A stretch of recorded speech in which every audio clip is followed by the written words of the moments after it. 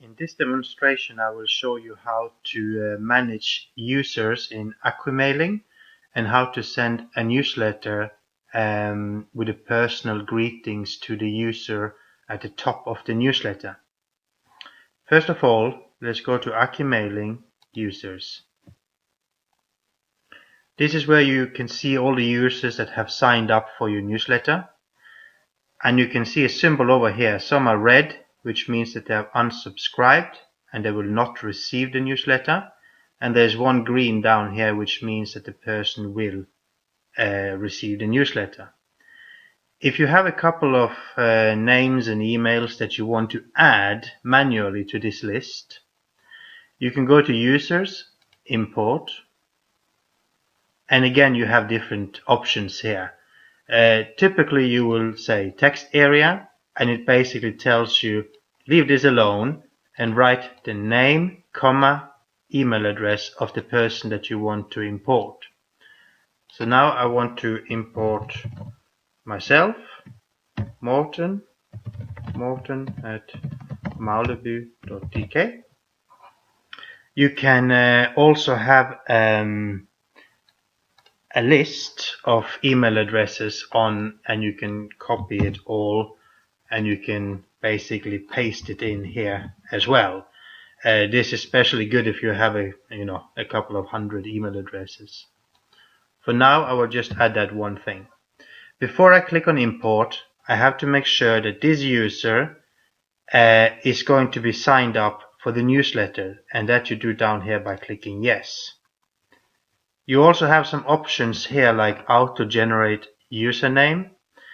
This is normally something that you would do if you didn't have the name of the person.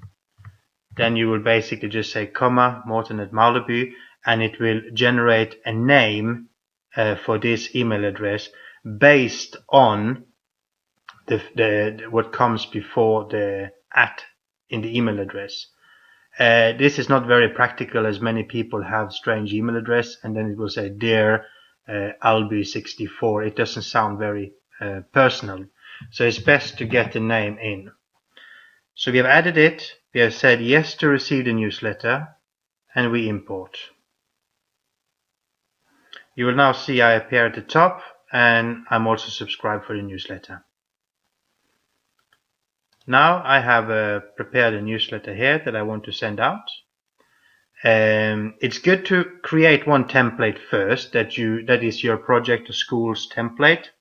As long as you can spend some time making that one, because as long as it's 100% and you're happy with it, then you can always copy it, and for the next month you can then open this one, change the title and change just the pictures and the text, but the setup will always be the same.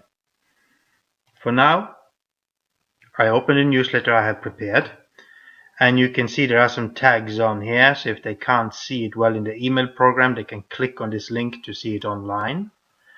And there you see there's a code here, and what this code does is that it basically adds the user's name to the newsletter. Here you can see it in a little bit bigger text. So this is the code you need to put at the top of your newsletter.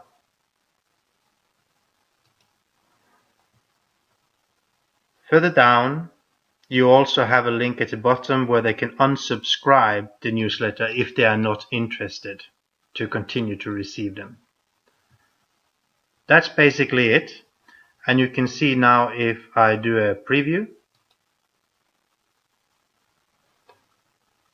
I have a chance to send it to myself as a test just to see how it looks like. And that's good to do several times until you are 100% sure that it is like you want it to be.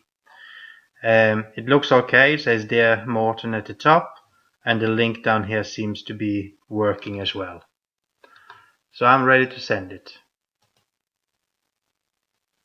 As I've already sent this once, it will ask me if I really want to send it again, and I say yes, I want to. No, I don't want it only for the new users. I want to send it to all the users again.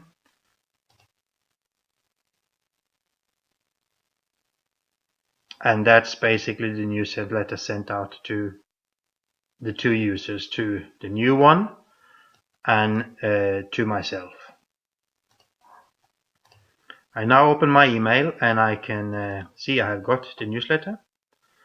It says twice here because I worked with two different codes, but in the new one it should only appear once. I can send and receive again. There it is. I'll open that one. And it says, Dear Morten, I'll read the newsletter. And if the user is not happy, they can always click on the unsubscribe down here. It will bring them back to the website, to a little form where they can say that unsubscribe from mailing list, unsubscribe from all mailing list. Well, he's only on one at the moment. Before you go, why did you unsubscribe? It was not relevant for me. And I click unsubscribe. And then it will say you have been unsubscribed from the mailing list. I go back to my Joomla and I check my users now. And you can see it was this one here that I unsubscribed. And you can see there's a red circle around it now, which means that the user has unsubscribed. So that's how you manage the users and you make a personal greetings in your newsletter to the users.